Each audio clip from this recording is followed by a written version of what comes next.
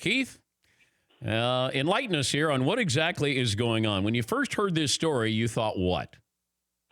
Oh boy, I was like, wow. I mean, it was crazy because, it took me forever to read the article just because my phone was like flooded with like texts, calls, everyone, making comments, people within the organization, outside of the organization, and you're just shocked. You're like, wow, I can't believe that this is happening, and it just looks bad. I mean, I know you guys are going to have a poll question, right?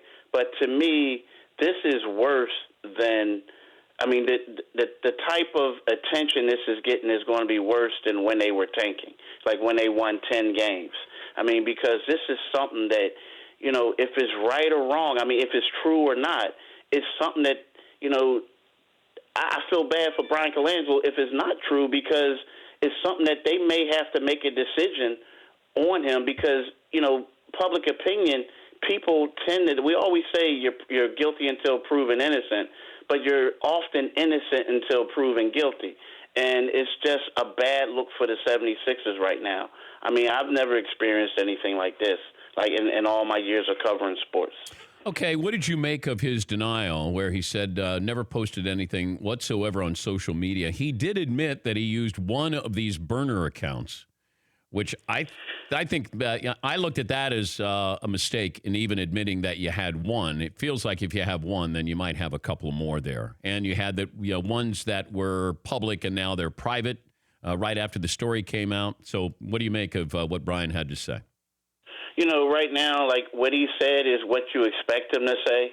Even if he's innocent or not. I mean, typically people get lawyered up on instances like this, and they're extremely vague. You know what I mean? So, you expect them to say that. Just like, an example like Joel Embiid, he snapped earlier on Twitter, and then hours later he came back and tried to, be Mr. Politically Correct. And I think what Bryan was doing was he was trying to be politically correct. He wasn't really trying to address the situation because when I contacted him, that's the same response I got. It was like a cut and paste job from what he gave the Ringer. So to me, this was a statement that he had available that he was going to go with, like right now until other evidence could come out or if he could clear his name whatsoever. I think that he's just. Lack of a better word, lawyered up, and he's just trying to make sure he doesn't say anything wrong.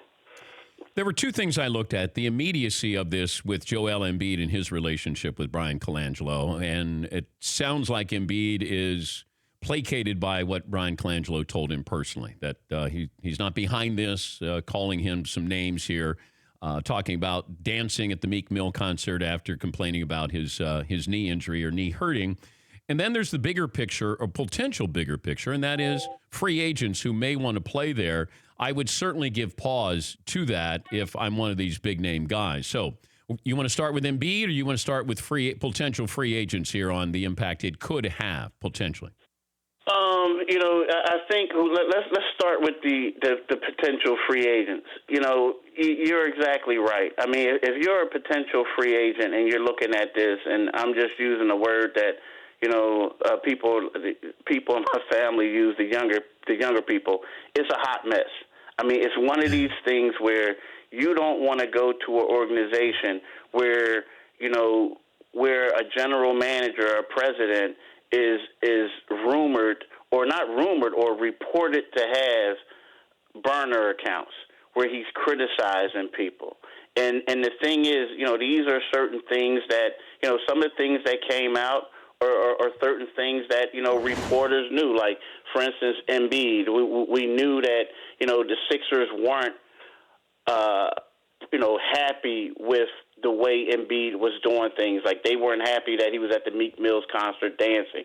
Now, publicly, they wouldn't come out and say it, but you knew it behind closed doors that they weren't happy. So if you're like a LeBron James or a Paul George, do you want to come into a situation like this? No. I mean, think about it. Right now, this is the time for the draft. So the Sixers are on the West Coast right now going to these agent-run workouts. When they're walking in the gym, other teams are like, wow, look at them. They're not saying, "Hey, Brett Brown, hey, Brian, congratulations on winning 52 games and getting to the playoffs." They're saying, "Man, word is the GM has a burner account." No, 5 of them. So this isn't good. And in regards to Embiid, you know, Embiid has a huge personality. You know, he's a guy that, you know, they say Sam Hinkie said trust the process. Well, people in Philadelphia will tell you that he is the process. And also being a part of the process, Embiid, for lack of, you know, just being real with you, he does a lot of things that he wants to do. I mean, you know, think about it. He criticized the team. He criticized them for not playing him. Like early in the season, they wanted to have a minutes restrictions. Next thing you know, he gets increased minutes, right? Mm-hmm. And then Embiid, the second time, when they lose Game 2 to the Miami Heat, he says, I'm sick and tired of this, and he wants to play. Next thing you know, Game 3, Embiid is playing. So Embiid does have a lot of power within the organization. And, you know, so it's one of those things where, you know, I don't know if, you know, it's just hard, man. It's hard to say that, like, you would think that Bryan Colangelo would have said some things that Embiid behind closed doors, like, "Hey, I don't like this," you know, a man-to-man conversation with him. But the things that were said are things that everyone knew that the Sixers didn't like. Yeah. You know, but it was to a point that Embiid had so much power, that he basically does what he wants to do. One other thing, we're talking to Keith Pompey, the 76ers reporter. Ben Simmons was asked about could he play with LeBron James. I think TMZ approached him in Los Angeles, and he said, well, only one way to find out there. You know, what do you make of that? How strong is that relationship? It's one thing to have friends. It's another thing to want to play with friends or business acquaintances. You know, that's a funny comment because that's something that Ben would say. I mean, and some people will take it as a negative, but Ben is like the type of guy, like he has to warm up to you. If not, if you ask him a question, he's going to give you like a vague answer. I think that, you know, they both need the ball. We know that. But I think it's to a point where Ben knows that LeBron has him in his best interest. And if LeBron would be there, I think LeBron would demand so much out of him, just like you're a coach and you're coaching your son. You're going to hold him to a higher standard than anyone else. So whereas Ben may not have the ball in all situations that he likes, but he knows within 2 years, whenever LeBron is about to leave, that Ben Simmons is going to be a better player.